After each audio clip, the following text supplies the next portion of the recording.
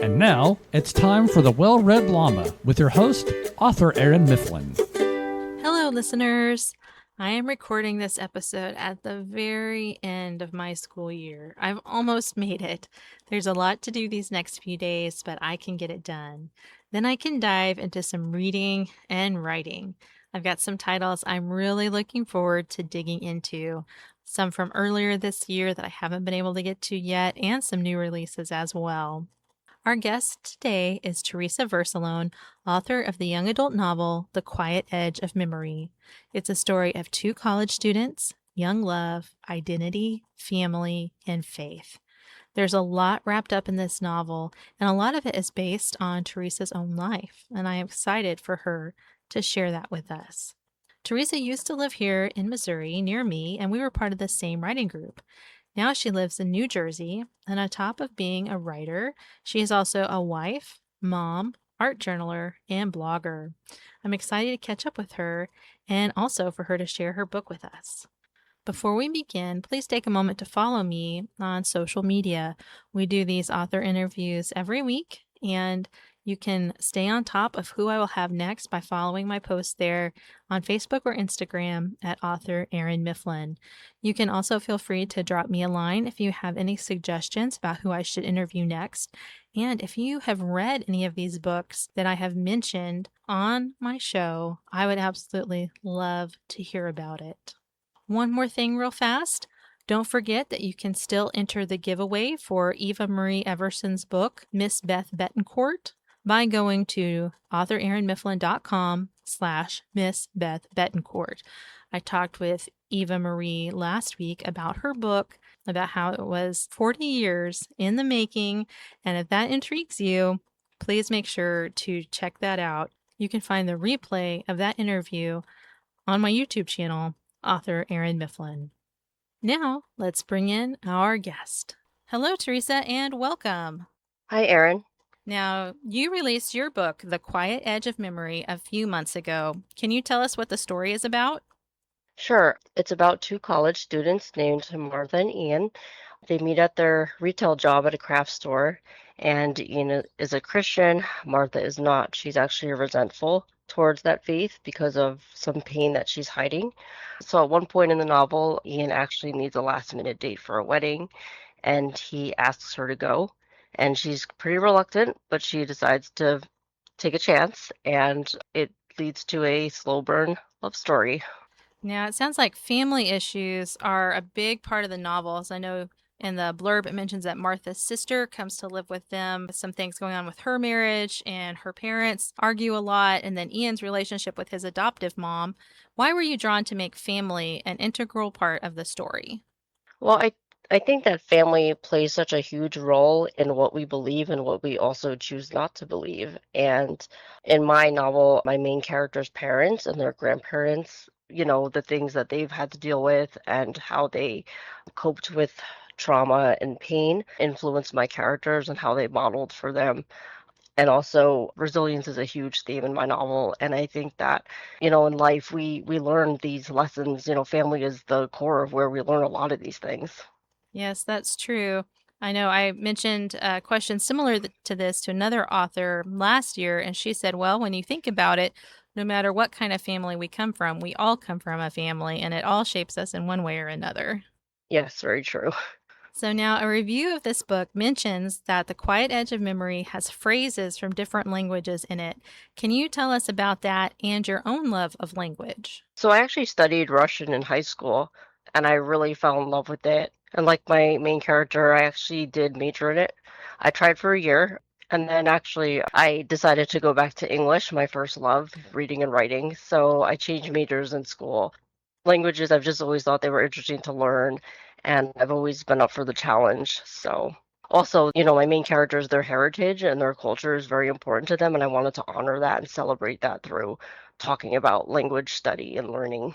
Well, that's so interesting. Yeah, I guess I didn't realize it makes sense, but until I was reading that on your website, I had not even realized that that is something that you could major in, like the Russian language. Yeah. Now, I understand that there are some chapters of this novel that do not have an assigned point of view. Can you explain what that means and how you decided on that writing style?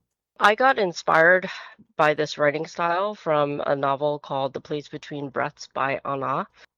In that novel and in my own, there's some chapters that could be from two possible point of views, and there are clues in the chapter in my book in the chapters which characters that could be. So based off of which character you choose, it actually could alter the story. So I gave my readers some creative control over the plot, and I know it's kind of it's a confusing concept, but I thought it was pretty clever, and I wanted to give it a shot in my book. So Well, that is pretty cool. Yeah, I'm not familiar with that, but being able to read into it in your own way, that could be very interesting for a reader.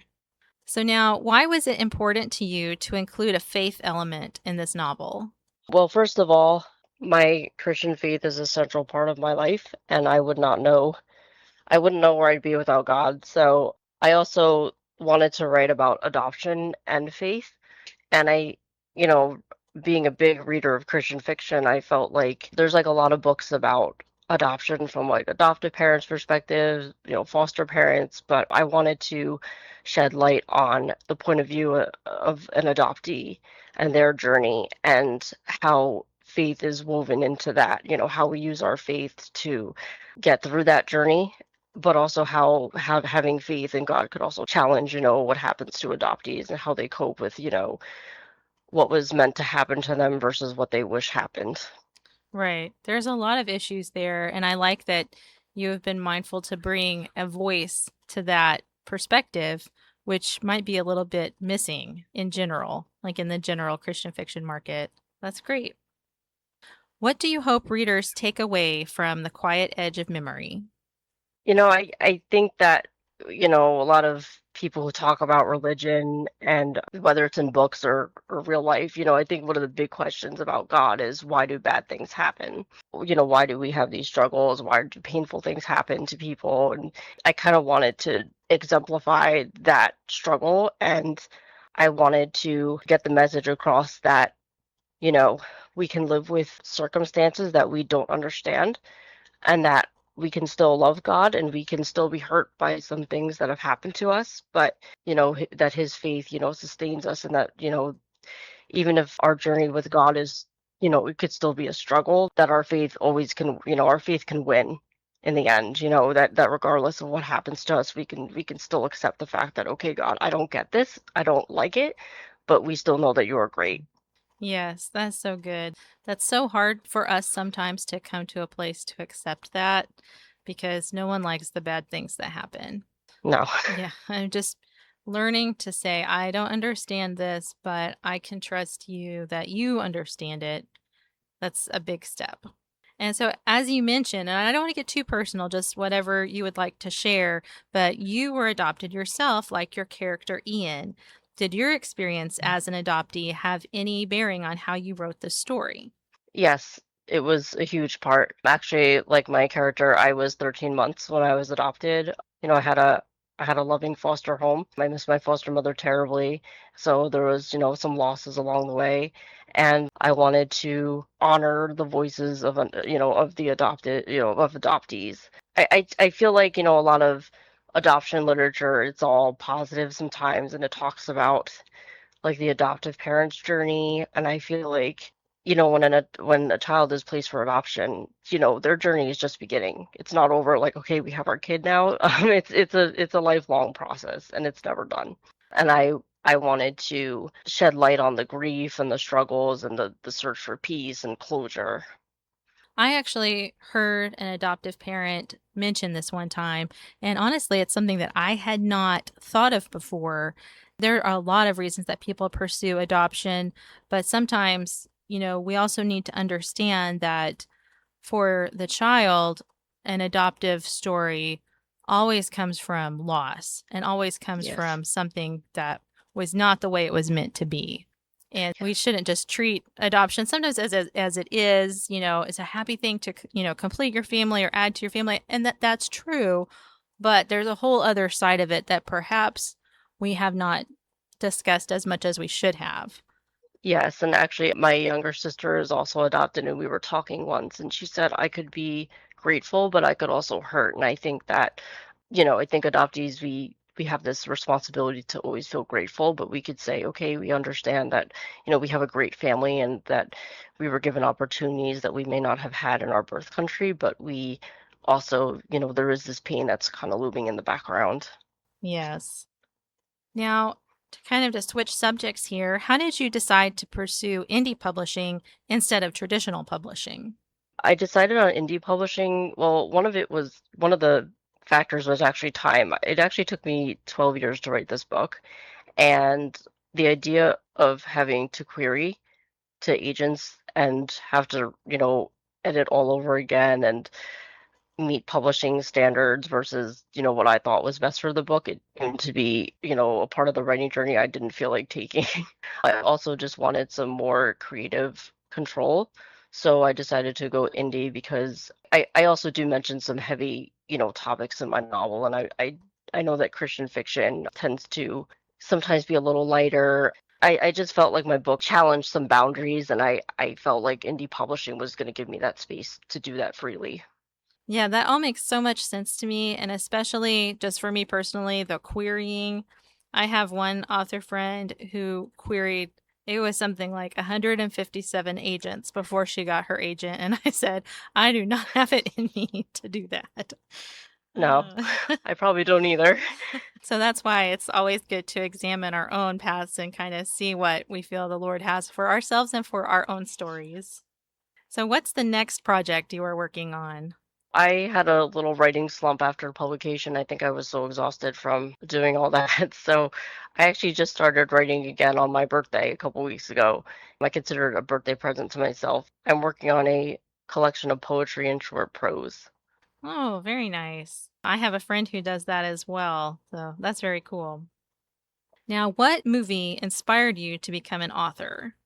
When I was in third grade, I saw Harriet the Spy, and my siblings and I, we pretended to be spies with, binoculars and our composition notebooks, and I was the only one who, kept on going with my notebook. So Harriet the Spy was my inspiration that I wanted to be a writer, and I love how she always talks about how she wants to write everything down and know everything, because I feel like you got to have that kind of attitude to want to write. Now, on your website, you mention art journaling.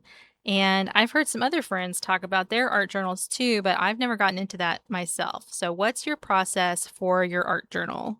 I got into that because I wanted to make my journals more colorful. I just used to write, it all just used to be my own writing. And then I wanted to add some more creative elements to my journal. And I know that there's like all these washi tapes that companies are trying, they're advertising on social media. And now people are making like journal spreads. And I will sometimes just have like an image appear in my head and I'll just start putting scraps of things together like ephemera and papers and things. And sometimes I will also use journaling to express something that is going on in my life. So, there's lots of different things that you do just to express the thoughts and the images and the inspirations that you have. Yeah, since it's also a really fun way to do memory keeping. Oh, yes. Now, you and I have met in person as you used to live in Missouri and we were part of the same writing group, but now you live in New Jersey. So, what do you like about your home in the Garden State? It's where I grew up. It's where my family is. And I also met my husband in college at Montclair State. So a lot of fun memories. We also just wanted to be closer to family. So it's good to be able to get together for holidays and special occasions. I like the culture. I like the food. I'm close to the city, so that's always good. And it was an adjustment for, you know, us and the kids, but we're making it work. What are some of the other delights in your life? I love to cook and bake, spend time with my family. I'm a huge reader. I love to read. It's what taught me how to write. Yes, I can definitely relate to that as well. Now, is there a scripture that has been meaningful to you, either in your life in general or in the writing of this story? Yes, I was doing a Bible study recently and they mentioned a verse in Malachi. It's chapter 4, verse 2, and it reads, "But unto you that fear my name shall the Son of Righteousness rise with healing in his wings, and ye shall go forth and grow up as calves in the stall." And I just thought the imagery of wings of healing, the rays of sun, the sun in the sky, but also the Son of God being just a beautiful image, and that this is, referring to how Jesus comes with light and healing, not just physical, but spiritual healing. And that when I heard wings of healing, I just about, the trials and struggles that we go through, and that some pain can be lifelong, but, with Jesus, there is an end to that, that we will eventually be free from this, and that there is restoration and salvation. Yes, what a wonderful promise. I've noticed that verse too. It's such a beautiful image of him coming with healing in his wings that he can spread over us and restore to us the places where we are hurting. How can readers connect with you? You can go to my website, which is my name, theresavercellone.com. And I also am actually on Blue Sky under the username Jersey Soul, but Seoul is spelled like the capital of Korea, so it's Seoul. Well, very nice. Listeners, please do visit theresavercellone.com to learn more about Theresa and find her links there. Let me spell her name for you. TheresaVercellone,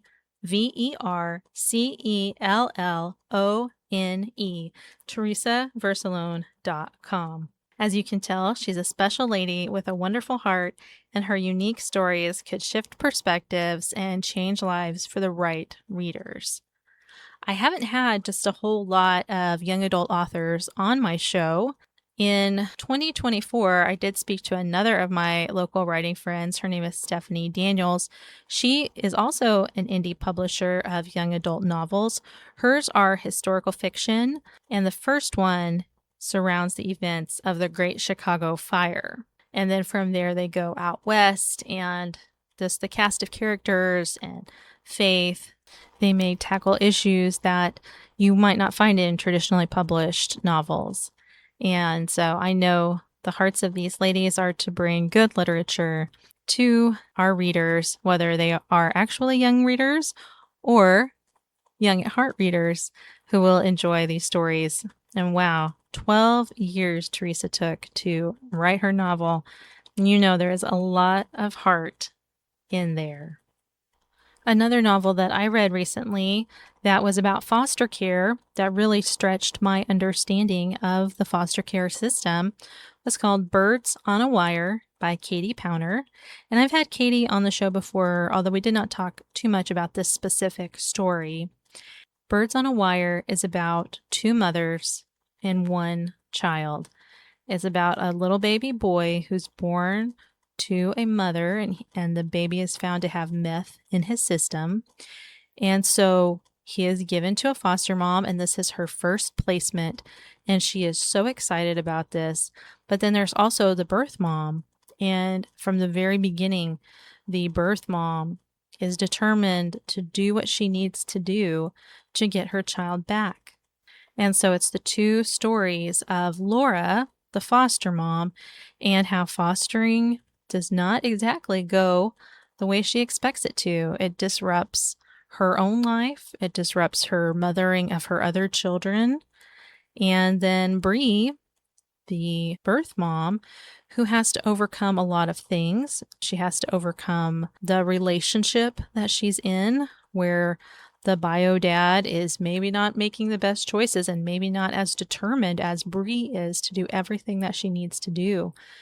And it talks about how hard it is even for her to get to where she needs to be drug tested in order to build the history that is required before the baby will be allowed to come back to her.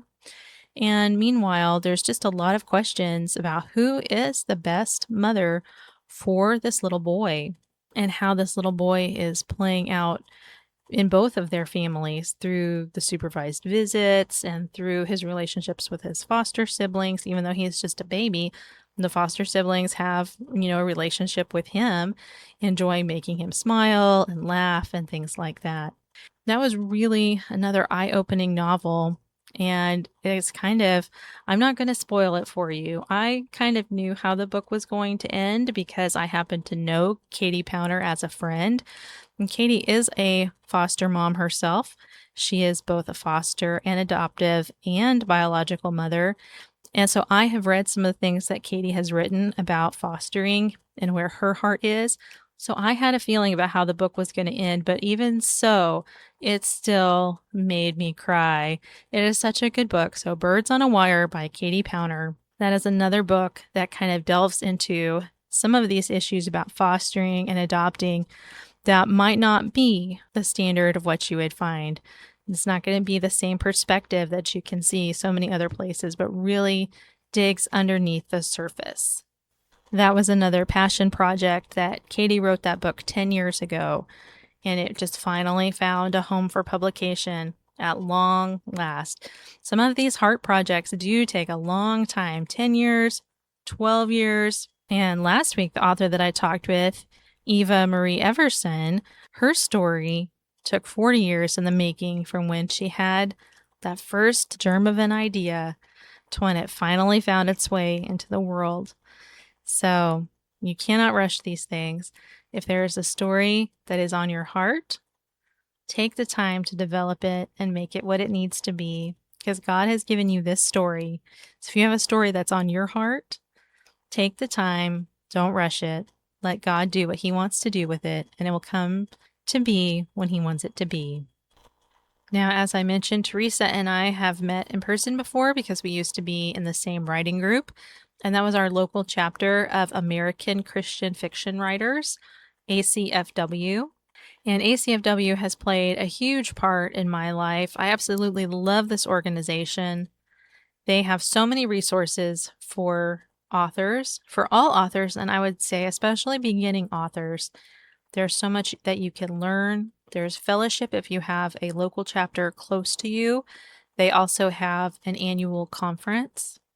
They have one online conference every February, I believe, and then one in-person conference that's usually in August or September. This year, it's at the end of August in Memphis, Tennessee. And if you are an aspiring author, I highly recommend trying to go if you can. And you can find out more information at acfw.com. And they have a lot of resources there, as I said, for all authors, whether you are traditionally published or independently published.